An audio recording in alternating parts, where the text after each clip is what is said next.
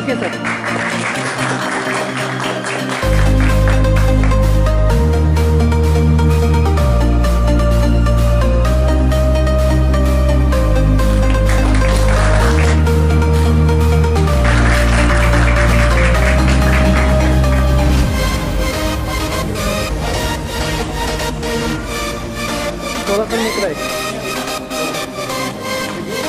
Okay.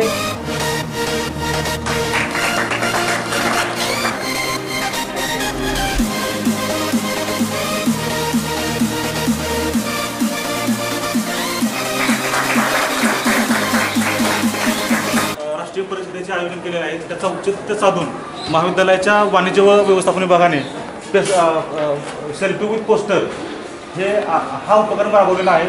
त्यासाठी आमच्या जवळजवळ 200 मुलींनी याच्यामध्ये सहभाग घेतलेला आहे. मात्र हे थोडं कमी असल्यामुळे तेवढं लागलं आहे. बाकीच्या सर्व मुली या ठिकाणी पोस्टर्स घेतात. या पोस्टरच्या माध्यमातून एक त्यांना जास्तीत जास्त संकल्पना समजाव्यात आणि इतर मुलांनाही समजाव्यात या अनुषंगानं सर्वच सिलेबस याच्यामध्ये कव्हर केलेला आहे. त्याचबरोबर इकॉनॉमिक्स असेल, मॅनेजमेंट असेल आणि रिसर्च असेल हे सर्वच कन्सेप्ट याच्या माध्यमातून आमच्या विद्यार्थ्यांना समजणार आहेत. त्यासाठी तुमचं मनपूर्वक आभार मानतो मी. आपण या ठिकाणी आलात आणि उद्घाटन केलं.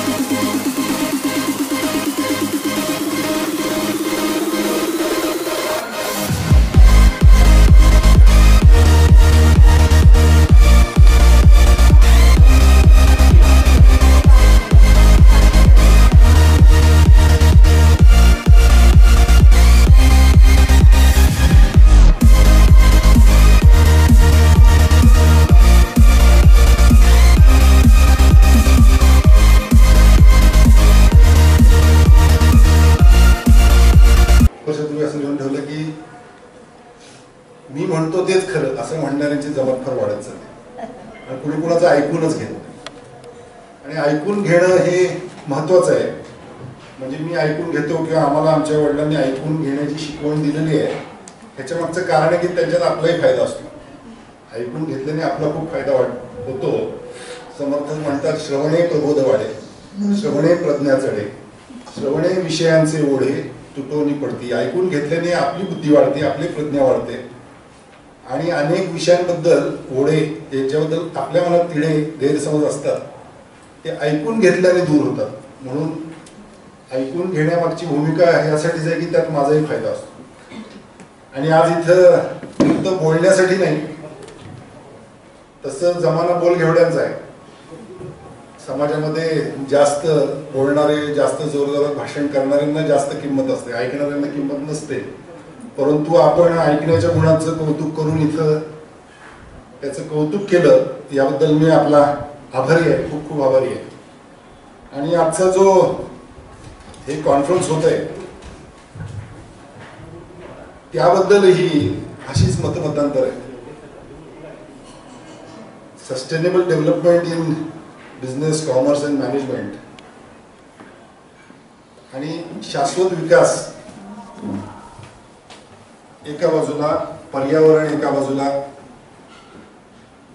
समाज आणि समाजाची उन्नती एका बाजूला, याबद्दलही अशीच मतमतांतर दुनियेत आहेत.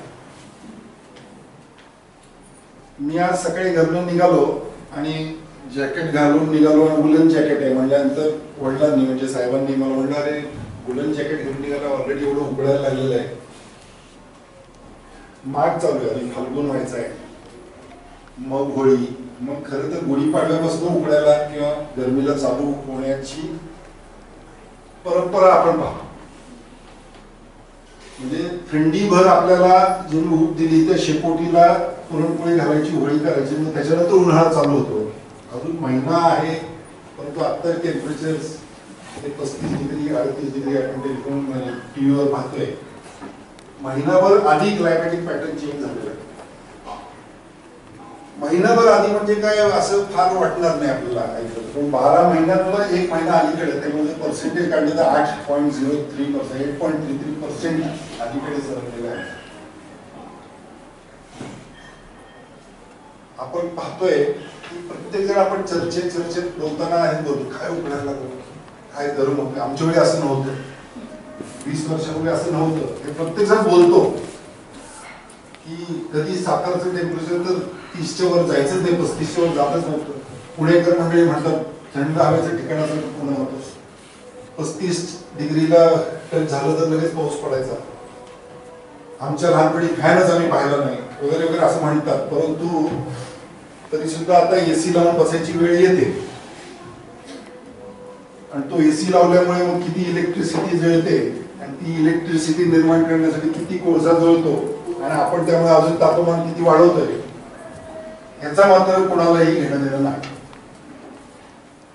2025चं वर्ष आहे. पॅरिस मध्ये जे क्लायमेट कन्व्हेन्शन झालं ते असं ठरवून झालं की 2050 पर्यंत कार्बनचं जे उत्सर्ग आहे आता सध्या इंडस्ट्रीमधनं तो 80% कमी केला पाहिजे. म्हणजे आज जर तो 100 गिगाटन असेल तर तो 20 गिगाटनवर आणला पाहिजे पुढच्या 25 वर्षात. 2025 पासून 2050 80% कमी केला पाहिजे. आणि त्याची सुरुवात आताच 2025 मध्ये केली नाही तर 2050 पर्यंत जगामध्ये हाहाकार माजेल. परंतु 2025 ची सुरुवात अजून एका घटनेने झालेली आहे. आपले सर्वांचे लोकप्रिय लाडके ट्रम्प तात्या हे अमेरिकेचे राष्ट्राध्यक्ष पुन्हा झालेले आहेत आणि त्यांचं म्हणणं सरळ सरळ असं हे असं क्लायमेट चेंज वगैरे काय नसतं, हे सगळं बकवास आहे, अशी कुठली गोष्टच नाही आणि सगळी बंधुगिरी आहे, फसवेगिरी आहे. आणि हे सस्टेनेबिलिटी, सस्टेनेबल डेव्हलपमेंट वगैरे वगैरे हे सगळं फालतूगिरी आहे. ह्याच्यात मला काही घेणं देणं नाही. आम्ही तर जोरात हे करणार. आम्ही आमचे सुद्धा नॅचरल हायड्रोकार्बन्स, ऑइल, पेट्रोलचे साठे आता टॅप करायला चालू करणार आणि इलेक्ट्रिक व्हेकल्स वगैरे वगैरे हे सगळं फालतूगिरी आहे. नाही, हे असं काही नसतंच. म्हणजे ज्या 2025 पासून 25 वर्षात पुढच्या 80% उत्सर्ग कमी करायचा आहे असं टार्गेट आहे. तिथंच दुसऱ्या बाजूला जगातल्या सर्वात प्रगत आणि ताकदवर राष्ट्राचे राष्ट्राध्यक्षपदी डोनाल्ड ट्रम्प यांची दुसऱ्यांदा निवड झाली आणि त्यांचं म्हणणं असं आहे हे काही नाही, हे सगळे फालतूगिरी आहे, हे असलं काही नसतं. सांगायचा हेतू हा मतमतांतर, मतमतांचा गलबला कोणी पुसेना कोणा, मी म्हणतो तेच खरं. आणि अशा ह्याच्यात सस्टेनेबल डेव्हलपमेंट ह्याच्यावर ही कॉन्फरन्स होती. कॉन्फरन्स होतीये, डिबेट नाही. त्यामुळे तसं एका बाजूनेच बोललं जाणार आहे. प्रत्येक जण म्हणणार की सस्टेनेबल डेव्हलपमेंट करण्याची गरज आहे. परंतु मतमतांतर जिथे असतात तिथं थोडंसं डिबेट ही झाली पाहिजे. दोन्ही तिन्ही बाजू तपासून बघितल्या पाहिजे. आपण पाहतोय, दररोज अनुभवतोय की जो उन्हाळा मार्च अखेरी चालू व्हायचा तो फेब्रुवारीच्या मध्यातच चालू होतो.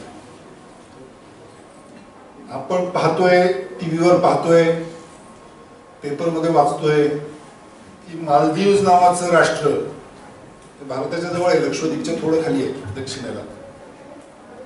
तिथे 1 मीटर भरणी समुद्राची उंची वाढली आहे आणि अजून 1 मीटर भरणी जर वाढली तर त्यांचा जवळजवळ अर्धा भूभाग हा पाण्यात जाण्याची शक्यता आहे. आपण पाहतोय की काही काही राष्ट्र तर बुडालेली आहेत. छोटे छोटे जे आयलंड देश आहेत ते बुडालेले आहेत. आणि तरी सुद्धा ही चर्चा होतीये की ह्याच्यावर मतमतांतर आहेत. हीच खरं आश्चर्याची गोष्ट. ही मतमतांतर काय आहेत? कारण आम्ही 50 किंवा आमची आधीची पिढी जी 80 वर्षाची आहे त्यांनी काहीतरी पाहिलेलं आहे. त्यांना ते कम्पेअर करण्यासाठी हे समथिंग टू कम्पेअर की आमच्या लहानपणी बाबा असं नव्हतं, आमच्या लहानपणी एवढं टेम्परेचर जात नव्हतं. पण आताची जी जनरेशन आहे ही जी शिकते ही सगळी मुलं 2000 नंतरचा जन्म आहे. माझा मुलगा 19 वर्षाचा आहे. सध्या घरी मागे साफसफाई मोहीम दिवाळीच्या वेळी चालू होती. त्यावेळी माळ्यावरनं सगळं सामान काढत असताना एक जुना टेलिफोन असा जो असायचा असा असं फिरवायचं मग कट तो यांनी कुणी पाहिला असेल की मला माहिती नाही. माझ्या मुलांना पाहिलेलं नव्हतं. त्यांनी मला विचारलं पापाजी हे काय आहे? मी म्हणलं हा फोन आहे.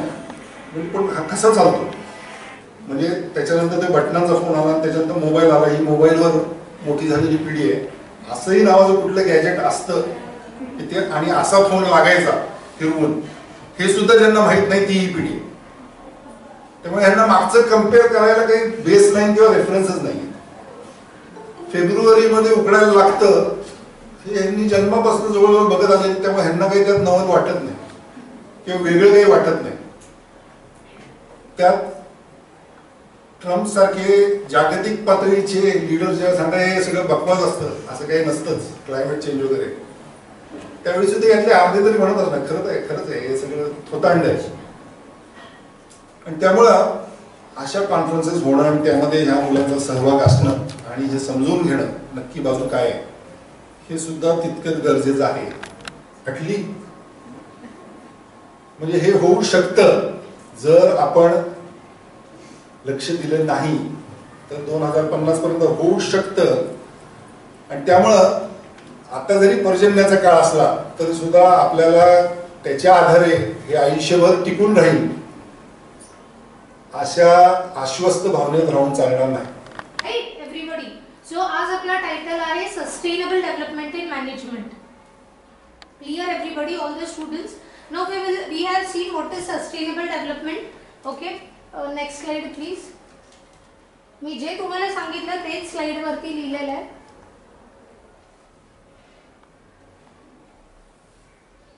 डेव्हलपमेंट टिकून आहे किंवा ज्याच्यामुळे सस्टेनेबल डेव्हलपमेंटला एवढा इम्पॉर्टन्स मिळालाय तर तो कुठला आहे आता importance, which importance it is, we will see. Okay, now the first one that is we live in a society. Clear?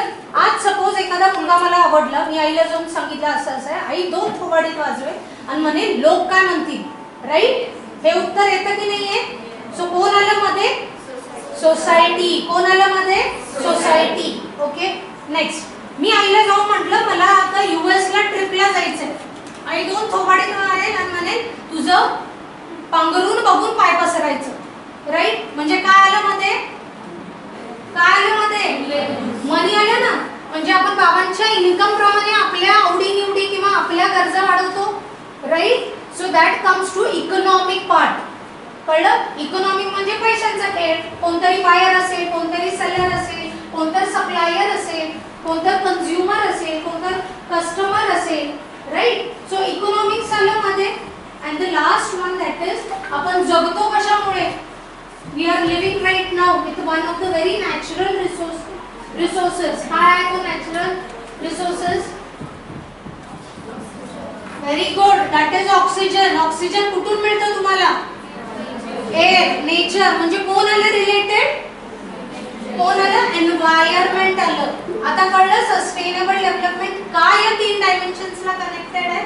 कारण आपण जगतो या 3 डायमेन्शन्स मध्ये. कळलं? आपण इकॉनॉमिक्स मध्ये जगलो, आपण शिवाय एन्व्हायरमेंट मध्ये जगलो, आपण सोसायटी मध्ये जगलो. म्हणजे सस्टेनेबल डेव्हलपमेंटचे आता किती डायमेन्शन झाले? 3. कळले कसे कनेक्टेड होतात हे 3 dimensions? So that is a very very important part. एवढं लक्षात घ्या. सकाळी पाटील सरांनी अजून एक बोललो, that is you need to remember 3 R's. Okay, 3 R तुम्हाला लक्षात ठेवायला लागणार आहे. कुठले ते 3 R होते? कुठले होते? Reuse, reduce, recycle. काय आहे reuse? What is the meaning of reuse? मनातल्या मनात किंवा तेवढंच दोघे तिघींना ऐकू येईल असं नका बोलू. बी लाऊड, स्टँड अप अँड चुकू दे. बी लाऊड, अशानेच कॉन्फिडन्स बिल्ड होतो तुमचा. Come on tell me, reuse म्हणजे काय? Yes, stand up and tell me. पुनर्वापर. एखादा एक्झाम्पल तुम्ही देऊ शकता? हा, परत पाणी भरलात तुम्ही. ओके, ती रियूज झाली. अजून काय एक्झाम्पल्स देऊ शकता रियूज? ओके, रियूज मुळे फायदा काय व्हायला लागलाय? ह्याला सस्टेनेबल डेव्हलपमेंटला काय फायदा व्हायला लागलाय? रियूज आहे, रिड्यूस आहे, परत रिसायकल आहे.